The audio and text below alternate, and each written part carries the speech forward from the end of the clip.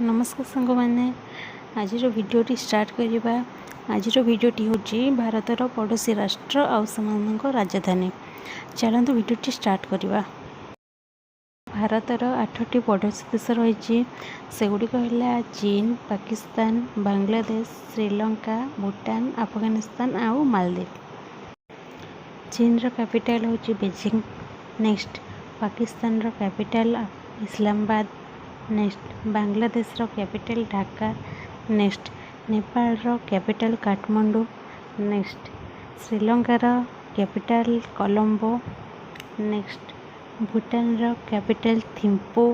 Next Afghanistan रो capital Kabul. Next Maldives रो capital mail. आज ये छोट भिडियोटी जदि भल लगे ताहले भिडियोटी को लाइक करदे और सब्सक्राइब करदे। रोची धन्यवाद।